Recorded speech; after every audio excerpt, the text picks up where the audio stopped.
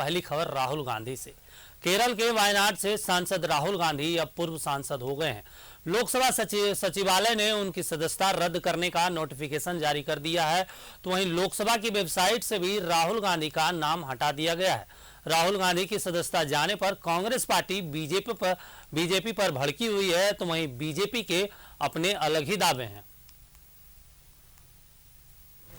कांग्रेस नेता राहुल गांधी को लगा बड़ा झटका। राहुल गांधी की लोकसभा सदस्यता रद्द होने पर भड़की कांग्रेस, तो कोर्ट के फैसले का बीजेपी ने किया स्वागत। कांग्रेस नेता राहुल गांधी को बड़ा झटका लगा है। लोकसभा सचिवालय ने राहुल गांधी की सदस्यता रद्द कर दी है। राहुल गांधी की सदस्यता रद्द होने पर कांग्रेस पार्टी ने बीजेपी पर गंभीर आरोप लगाए हैं। कांग्रेस ने कहा कि बीजेपी लोकतंत्र का गला घोंट रही है। राहुल गांधी देश की आवाज हैं, उनकी आवाज को संसद में बंद कराने की कोशिश की गई है, लेकिन राहुल गांधी की आवाज नहीं दबेगी। सड़क से संसद तक पार्टी इसका विरोध करेगी। मैं तो कहा कि उनको सच बोलने वालों को सदन के अंदर रखना नहीं है, इसीलिए सदन के बाहर डाल रहे हैं। लेकिन सदन के बाहर भी हम बोलेंगे, सदन के अंदर भी बोलेंगे। बोलिए।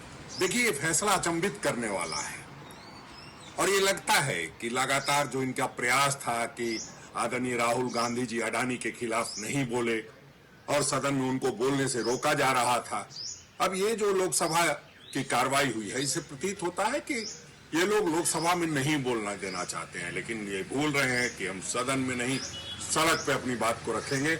और जनता जानना चाहती है कि हिंडनबर्ग की रिपोर्ट जो आई है और जो अडानी के घोटाले हैं, उससे देश के लोगों का पैसा कितना जा रहा है और कितना डूब रहा है। बताइए, अगर बोलने पे सस्ता चले जाता है लोगों को, और मार दिए होते एक हाथ तो क्या फांसी दे देते क्या? ये कैसी व्यवस्था है? कांग्रेस पार्टी इसको बर्दाश्त नहीं करेगी। पूरी झारखंड के एक एक जनता इसको बर्दाश्त नहीं करेगी। अब हम लोग सड़क पर उतरेंगे। बहुत हो चुका। क्या जुल्म है बताइए? ये कानून है? भाजपा पूरे तहस नहस कर दिया है देश को। से भ्रष्टाचारियों को बचाना चाह रही है, जिसलिए नीरव मोदी को अगर यहाँ से भाग गया आदमी, अगर उसको चोर बोल दिया हमारे 4 साल पहले, तो इसमें क्या गड़बड़ कर दिया, क्या पाप कर दिया? अब उसके लिए आपने उसको सजा दे दिया कि उसकी चली गई। इसका मतलब कि विपक्ष को ये पूरी तरह से समाप्त करना चाहते हैं 2024 के पहले। इमीडिएटली उनको सस्पेंड कर दिया, मेरे सदस्यता रद्द कर दिया जाना। हमें तो लोकतंत्र, तो इसके पीछे क्या वजह है सब जान रहे हैं, पूरा देश जान रहा है। तो अगर ये असंवैधानिक अगर है तो ये शोचनीय बात है इस देश के लिए, बहुत गंभीर विषय है। इसके आवाज को दबाने का प्रयास है और भारतीय जनता पार्टी और केंद्र सरकार के द्वारा उन लोगों को बचाने का प्रयास है जिन लोगों ने इस देश को लूटने का काम किया है।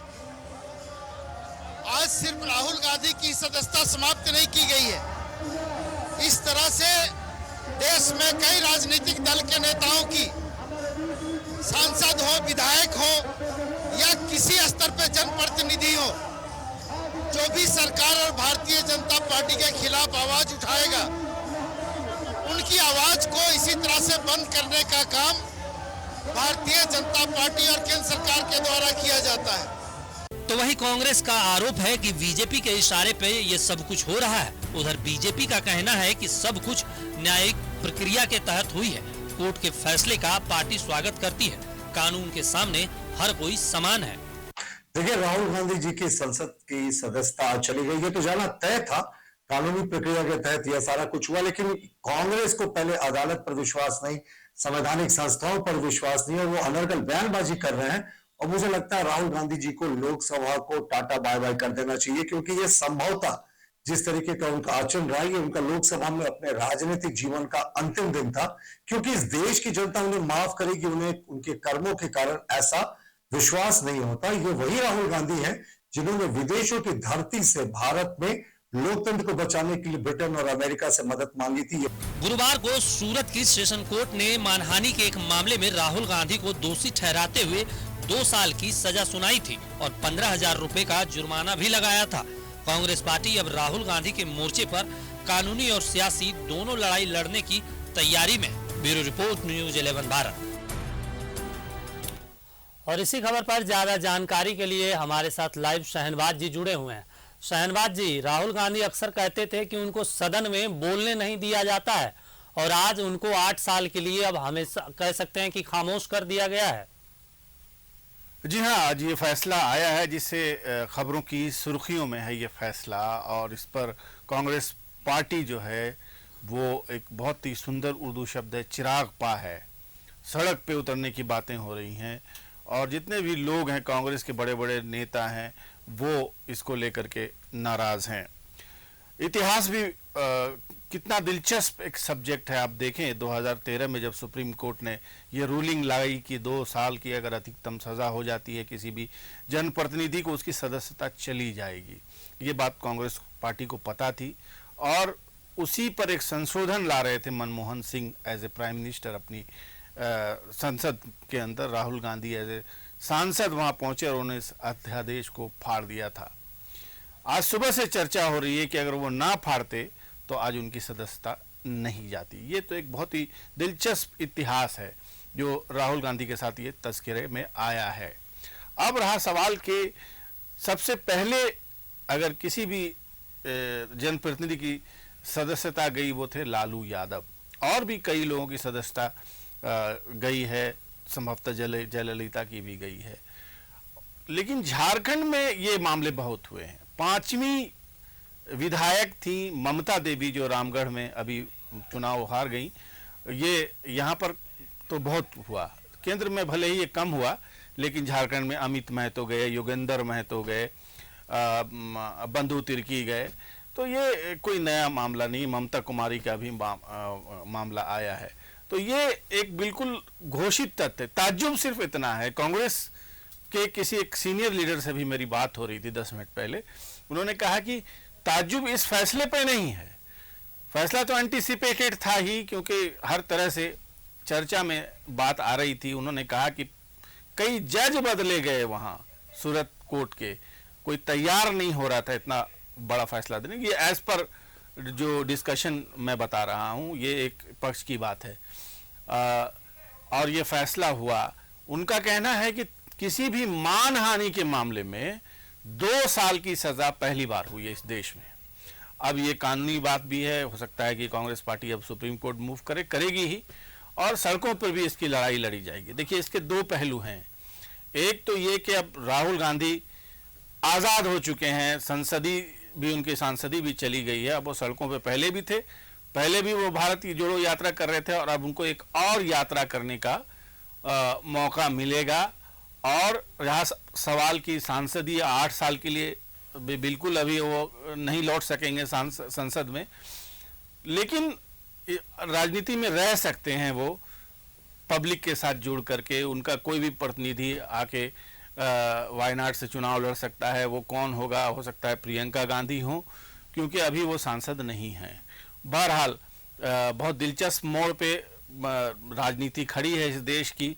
विपक्षियों को ये लग रहा है कि यही मौका है कि वो एकजुट हो जाएं, वरना एक एक को पिक एंड चूज बिजनेस की तरह आपने देखा कि अरविंद केजरीवाल भी आज बहुत ही कड़े सुर में बात कर रहे थे, बहुत ही कड़े सुर में बात करते हैं वैसे भी आज उनके सुर बहुत ज़्यादा तीखे थे। यहाँ तक कि प्रधानमंत्री के बारे में भी उन्होंने 7वीं क्लास पास जैसे शब्दों का इस्तेमाल किया। तो राजनीति में इस वक्त 2-3 चर्चाएं तो हैं। बुद्धिजीवी वर्ग में एक चर्चा ये है कि चलिए कम से कम इस सज़ा से हो सकता है कि जो मंच पे नेता जहर उगलते हैं एक दूसरे के खिलाफ, जो अनऑफिशियली जो अनपार्लियामेंट्री लैंग्वेजेस में बात करते हैं, ये अब हो सकता है कि इससे थोड़ा कंट्रोल हो, क्योंकि अब केस मुकदमे भी होंगे। अब जाहिर है नज़ीर बनती है, कोई भी एक फैसला होता है तो वो नज़ीर बनता है। दूसरे ये कि विपक्षी पॉइंट ऑफ व्यू से एक सुनहरा मौका है। विपक्ष के लोग ऐसे भी, आपने देखा एक दिन पहले शरद पवार ने मीटिंग की, एक दिन पहले उसी वक्त ममता बनर्जी वहाँ उड़ीसा में नवीन पटनायक के पास बैठी हुई थी। तो कुल मिला के कोशिशें जो चल रही हैं, सब ये जान रहे हैं कि अगर हम वो एक नहीं हुए तो इसी तरह से एक एक करके सबको फिनिश कर दिया जाएगा। तो ये एक पहलू तो ये है कि विपक्ष को एक मुद्दा मिला है राहुल गांधी की समस्या के। बिल्कुल शहनवाज जी, जैसा आप बता रहे हैं क्योंकि आज ही के दिन करीब 13 पार्टियां ऐसी है जो सुप्रीम कोर्ट में इस बात को लेकर पिटीशन दी है कि ईडी और सीबीआई का दुरुपयोग हो रहा है, और ऐसे में आज ही के दिन राहुल गांधी की सदस्यता चली गई, रद्द कर दी गई। और जिसके बाद कांग्रेस के राष्ट्रीय अध्यक्ष जो मल्लिकार्जुन खड़गे, उन्होंने भी बीजेपी पर आक्रामक कह सकते हैं कि बहुत जोरदार हमला किया, और उसके बाद प्रेस कॉन्फ्रेंस मनु सिंह भी किए और जयराम रमेश किए। तो और लेकिन बीजेपी भी प्रेस कॉन्फ्रेंस की और उन्होंने सीधा कह दिया कि यह कानूनी प्रक्रिया के तहत कार्रवाई की गई है। हाँ, ये तो सही है कि ये जो प्रक्रिया कानूनी ही कार्रवाई का हिस्सा है और ऐसा होता ही था। लेकिन हाँ, ये कि झारखंड में तो हम लोग ये जानते थे कि अगर किसी को अगर विधायकी से उसकी छीन लेनी है तो कोर्ट में केस है तो उसको जल्दी जल्दी हेयरिंग करके उसको ये सज़ा हुई, और 5 मामले आए। झारखंड ये अनोखा राज्य है अपने आप में कि इस जो कानून सुप्रीम कोर्ट में लाया गया था, इसका सबसे ज़्यादा प्रभाव अगर कहीं पड़ा तो झारखंड में पड़ा। और अभी अभी रामगढ़ का उपचुनाव हुआ इसी चलते। देखिए, इससे होता क्या है? इससे होता ये है कि अननेसेसरी एक उपचुनाव का बोझ जनता को उठाना पड़ता है, सारी चीज़ें ठप हो जाती हैं, विकास यात्रा जो है, जो योजनाएं चल रही होती हैं, सब डिरेल हो जाती हैं। सब कुछ होते हुए भी एक चीज़ होनी चाहिए कि ठीक है, अगर किसी की सदस्यता गई तो फिर चुनाव जब समय पे ही हो। तो ये सारी चीज़ें अब धीरे धीरे होंगी। सुप्रीम कोर्ट में कोई जाएगा, कोई रिट याचिका दायर करेगा। इसमें जनता का क्या कसूर है कि जनता को एक और उपचुनाव झेलना पड़ता है? किसी ने गलती की, ठीक है, उसको आप पनिशमेंट दे दीजिए, जुर्माना दे दीजिए, ले लीजिए उससे। लेकिन ये चीज़ें हैं, ये सब भी चर्चा का विषय है, हो सकता है किसी न किसी फोरम में उठे। लेकिन ये बात सही है कि कांग्रेस ने बहुत कड़ा एतराज़ जताया है। कांग्रेस अब जाएगी सुप्रीम कोर्ट में जाएगी। जो कांग्रेस के पास भी कोई कमी नहीं है वकीलों की। कपिल सिब्बल हैं, अभिषेक मनु सिंघवी हैं, बहुत सारे टैलेंटेड लॉयर्स हैं जो जानते हैं कानून कैसे बनाया जाता है और कैसे संशोधन उसमें लाया जाता है और कहाँ कहाँ गुंजाइश होती है। जी शहनवाज जी, एक और सवाल यहाँ पे है कि जिस तरीके से विपक्ष अभी बिखरा हुआ है और आज राहुल गांधी विपक्ष के सबसे बड़े नेता और कह सकते हैं कि चेहरा के रूप में है और उनके ऊपर कार्रवाई की गई है, तो ऐसे में विपक्ष के मन में तो अब डर होगा कि आने वाले दिनों में उनके साथ भी ऐसा कुछ हो सकता है। हाँ, बिल्कुल। विपक्ष में तो सभी पर ट्राई किया गया है ये हथकंडा। आप देखें, ममता बनर्जी पर क्या ट्राई नहीं किया गया? क्या ईडी सीबीआई की रेड उनके आसपास के लोगों पर नहीं की गई? ये तो कहिए कि बंगाल की जनता ने अपने बेटी ममता बनर्जी पर इतना विश्वास किया कि इस पूरे मोदी वेव में जो बंगाल में उन्होंने पूरी ताकत झोंक दी थी, वो लेडी डरी नहीं, सहमी नहीं, पाँव में पट्टियां बांध के भी उन्होंने चुनाव लड़ा। हालांकि वो अपनी सीट उन्होंने गंवा दी, हार गई, लेकिन फिर बाद में जीत ली। तो देखिए, जब जनता में आपका विश्वास है तो चाहे वो जहाँ जहाँ अभी भी गैर बीजेपी शासन चल रहा है, जैसे अभी ममता बनर्जी के यहाँ बहुत ही स्ट्रांग ढंग से चल रहा है, बिहार में भी अब एक तरह से कहें तो भी दोनों एक साथ हैं, आगे क्या होगा, लेकिन बहरहाल ठीक ठाक चल रहा है। नवीन पटनायक अपने आप में एक बिल्कुल मजबूत किले की तरह हैं। केसीआर हैं, उनकी बेटी के यहाँ भी उनके ईडी का रेड और उसकी भी पेशी हो चुकी है, आप जाने, उन पर भी टारगेट है। तो टारगेट में तो सभी लोगों, महाराष्ट्र का हश्र आपने देख लिया। तो ये सब चीज़ें तो हैं। मैं इसीलिए कह रहा था कि राहुल गांधी की कुर्बानी, संसदीय सीट की कुर्बानी कहीं ऐसा ना हो कि बीजेपी को भारी पड़ जाए। देखिए, एक बात तो सही है कि उन्होंने जो कहा था वो उनको नहीं कहना चाहिए, क्योंकि देखिए, किसी भी कास्ट, कम्युनिटी, क्रीड का कोई एक दो व्यक्ति अगर खराब होता है तो वो पूरी कम्युनिटी को आप नहीं कहना चाहिए। आज यही बात फिर उभर करके सामने आई कि क्या भारतीय जनता पार्टी के जो लीडर्स हैं चुनावी मंच से किसी कम्युनिटी को एंटी नेशनल नहीं कहते हैं? क्या उनको पाकिस्तान जाने की सलाह नहीं देते हैं? तो ये कोई नई बात नहीं है। हाँ, एक पिक एंड चूज बिजनेस के तहत उनको सज़ा ज़रूर हो गई, लेकिन ये परिपाटी तो है। इस देश में मौत का सौदागर खुद मोदी जी को कहा था, सोनिया गांधी ने संसद में ही कहा था या कहीं बाहर कहा था।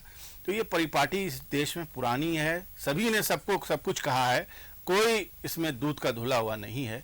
लेकिन अब ये सज़ा हुई है तो ये एक नई बहस का सिलसिला आज से छिड़ा है। क्या सही क्या गलत, आगे समय आने वाला तय करेगा कि किस दिशा में देश जाएगा। शहनवाज जी, एक और बात हुई है आज की, जब से राहुल गांधी की सदस्यता खत्म की गई, सोशल मीडिया पर एक चीज और आवाज उठाई जाने लगी कि आज दो इतिहास एक साथ पलटे हैं। एक इतिहास ये कि अध्यादेश को फाड़ने वाले ही राहुल गांधी थे और आज उसी अध्यादेश के चक्कर में इनके ऊपर कार्रवाई की गई है। और दूसरा ये कि इंदिरा गांधी को भी एक बार आयोग ठहराया गया था, इलाहाबाद हाईकोर्ट ने ठहराया और उसके बाद कांग्रेस ने जबरदस्त वापसी की है। तो दूसरा आज इस बात को लेकर भी जिक्र हो रहा है कि अब क्या फिर से कांग्रेस वापसी करेगी, क्योंकि विपक्ष बिखरा हुआ और कार्रवाई के बाद विपक्ष भी एकजुट होने की स्थिति में दिख रहा है। देखिए, अगर 1947 के बाद से देश का ही इतिहास देखें तो ऐसा ठीक है कि बहुत सारी सरकारें ऐसी आई हैं जो डोमिनेंस के तहत उन्होंने शासन किया है। इसी का एक नतीजा था इमरजेंसी में की गई एक ऐसी गलती जिसका खामियाजा इंदिरा गांधी ने भी भुगता। लेकिन उन्होंने अपनी गलती का एहसास किया, फिर वो जनता के बीच में गई। विपक्ष ने उस तरह से परफॉर्म नहीं किया, देश में अनारकी हुई, तो जाहिर है एक बार फिर जनता के हाथ में सब कुछ है, तब भी सब कुछ था। उन्होंने फिर इंदिरा गांधी को वापस लाया और इंदिरा गांधी जब वापस लौटी तो वो समझ गई थी कि अब उन्हें देश के हित में कुछ कदम उठानी पड़ेंगी। दो मिसालें मैं दूंगा कि इंदिरा गांधी के हाथों की दो मिसालें हैं जिसको आज तक देश नहीं भूल सकता। एक तो बांग्लादेश में जो स्टैंड उन्होंने लिया, बांग्लादेश बनवाने का फैसला एक बहुत बड़ा फैसला था, इन्हें लिया तो उनको दुर्गा तक कहा गया। दूसरा फैसला था ऑपरेशन ब्लू स्टार का। अगर इंदिरा गांधी ने उस तरह से उस वक्त उस समस्या का समाधान नहीं किया होता तो आज देश बढ़ चुका होता। तो का नेतृत्व करने वाला उत्तरी कुर्बानियां करनी पड़ती हैं, अपनी निजी इच्छाएं भी दबानी पड़ती हैं, अपने घर के लोगों को जो राजनीति में बहुत ज़्यादा इंटरेस्ट लेने लगते हैं। आप देखा मिसाल लालू यादव का है। लालू यादव जेल क्या गए, उनके 2 सालों ने मिलकर के सत्ता का इस तरह से दुरुपयोग किया कि आज तक उनके बच्चे हालांकि उस तरह के नहीं हैं, वो डिसिप्लिन्ड है, लेकिन उनको आज भी ताने लोग देते हैं। तो बहरहाल सत्ता का दुरुपयोग चाहे जो करेगा, जब भी जिस मौके पे जैसे भी करेगा, उसको कहीं ना कहीं उसके हाथ जलेंगे, क्योंकि देश बहुत मजबूत है कई मामलों में। एक और सवाल है शहनवाज जी कि राहुल गांधी का जो 2013 में स्टैंड था उस अध्यादेश के खिलाफ कि नहीं, अगर किसी सदस्य पे दोषी पाया जाता है कोर्ट में तो उनके ऊपर कार्रवाई होनी चाहिए, और कमाबेश आज जो वो ट्वीट किए उनके ऊपर जब सदस्यता खत्म की कार्रवाई की गई तो उन्होंने कहा कि मैं भारत के लिए आवाज उठा रहा हूं और मैं झुकूंगा नहीं, मैं लड़ूंगा, हर कीमत पे लड़ूंगा। तो कमाबेश कह सकते हैं 2013 और आज का जो बयान था कुछ अलग नहीं था, आज भी उसी स्टैंड पर राहुल गांधी दिख रहे हैं। देखिए, राहुल गांधी को समझने के लिए बहुत लंबा चौड़ा समय चाहिए। बस संक्षेप सारांश में इतना कि वो बहुत ही साफ दिल के और बहुत ही सीधे साधे एक इंसान है। हाँ, उनका जन्म जरूर राजीव गांधी के यहाँ हुआ है, उन्होंने पढ़ाई बहुत अच्छी की है, लेकिन अभी उनको एज ए मंत्री कभी कोई एक्सपीरियंस नहीं है, कभी एडमिनिस्ट्रेटिव चीज़ों को करने का कोई एक्सपीरियंस नहीं है। उनको भी बहुत कुछ और सीखने की ज़रूरत है और ये एक अच्छा मौका है। मुझे तो लगता है कि एक लीडर बनने के लिए आज जो उनके साथ हुआ है वो बहुत ज़रूरी था, और ये जो उनके साथ हुआ है ये उनको बिल्कुल भी पारंगत कर देगा। और जब इस पूरे प्रकरण से उभर के आएंगे तो फिर वो दूसरे राहुल गांधी होंगे, और ऐसे भी मैच्योर हो चुके हैं जो लोग हैं, उनको किसी नाम से जानते हैं, वो भी अब इस बात को रियलाइज़ करते हैं कि उनमें अब बहुत मैच्योरिटी आ गई है और एक पढ़ा लिखा इंसान है, उसने इतिहास को समझा है, देखा है। तो देश सभी लोगों को मौका देता है, सभी लोगों को आजमा चुका है देश। कब किसका कहाँ मूड बन जाए और कब राहुल गांधी को भी एक आध मौका मिल जाए अपने आप को प्रूफ करने का, तो इसमें कोई ताज्जुब की बात बिल्कुल शहनवाज जी की मौका मिलेगा या नहीं मिलेगा ये तो आने वाले समय में बताएगा। लेकिन एक चीज, कार्रवाई जब कल गुजरात के सूरत सेशन कोर्ट ने राहुल गांधी को 2 साल की सजा सुनाई तो एक चीज और सोशल मीडिया पे दिखा और कांग्रेस के तमाम नेता कहते रहे कि हम माफी वीर नहीं हैं, और ये खबर आई वहां से कि राहुल गांधी को माफी मांगने के लिए कहा गया लेकिन वो माफी नहीं मांगे, बाकायदा वो 2 साल की सजा के लिए बोले कि हम तैयार हैं। तो एक ये भी लड़ाई आइडियोलॉजी वाली है कि हम माफी वीर नहीं है, और अक्सर आप देखते भी होंगे कि किस तरीके से वीर सावरकर को लेकर राहुल गांधी आक्रामक दिखते हैं। इस घटना के बाद ऐसी चीजें अब सामने आएगी क्या? देखिए, आज एक कांग्रेस के लीडर से बाइट के दौरान मैंने ये सवाल पूछा कि क्या आपको लगता नहीं है कि ये जो प्रतिशोध की राजनीति है ये भारत को आगे चल के नुकसान पहुंचाएगी? तो उन्होंने एक बात कही कि देखिए, कांग्रेस ने 60 साल से ऊपर राज किया इस देश में, हमने कभी प्रतिशोध की राजनीति नहीं की। अगर की होती तो आज मोदी जी प्रधानमंत्री नहीं होते, उनको भी सज़ा हम दिलवा सकते थे, हम भी कोर्ट कचहरी को प्रभावित कर सकते थे। अमित शाह जो तड़ीपार रहे हैं वो उनको भी सज़ा हम दिलवा सकते थे, लेकिन हम प्रतिशोध की राजनीति नहीं करते हैं। लिहाजा आज उसी का खामियाजा हमको भुगतना ज़रूर पड़ा है, लेकिन हम अपने स्टैंड पर आज भी कायम हैं। ये उनका कहना था, मैं उसको इसलिए कोट कर रहा हूँ कि देश में फिर मैं कह रहा हूँ कि सत्ता का दुरुपयोग नहीं किया जाए तो बेहतर है। जो करेगा, देखिए पाकिस्तान हमारे बगल में है, आप उसका हशर देख रहे हैं, सुन रहे हैं, आज वो किस स्थिति में है। जानते हैं उसकी सबसे बड़ी वजह क्या है? आप इतिहास उठा करके देख लें, प्रतिशोध की राजनीति। एक व्यक्ति वहाँ प्रधानमंत्री बनता है या कोई उसे बनाता है कठपुतली के तौर पर, वो अपने से पहले यानी अपने कंपटीटर को जेल में भेज देता है। वहाँ हत्या तक हुई है, जनरल जिया को बम से उड़ा दिया लोगों ने, प्लेन समेत। तो आज तक उसका सिलसिला थमा नहीं है। कोई प्रधानमंत्री, कोई राष्ट्रपति वहाँ बिना जेल गए हुए, यहाँ तक कि जेल देश छोड़ करके भाग जाते हैं। नवाज शरीफ जब लौट रहे थे तो परवेज मुशर्रफ ने एयरपोर्ट पर टैंकर खड़े कर दिए थे, इसलिए उनको उतर नहीं सके, इंडिया लैंड करना पड़ा। बिल्कुल तो ऐसा नहीं होना चाहिए। बिल्कुल आपने सही कहा शाहनवाज जी की सत्ता का दुरुपयोग नहीं होना चाहिए, और यही आज भारत में विपक्ष मोदी सरकार पे आरोप लगाते रही है। और आज उसी को लेकर आज जिस तरीके से कांग्रेस के मल्लिकार्जुन खड़गे और प्रेस कॉन्फ्रेंस में मनु सिंघवी ने कहा, वो आने वाले दिनों में देखने को मिलेगा। तमाम जानकारी के लिए शुक्रिया शाहनवाज जी।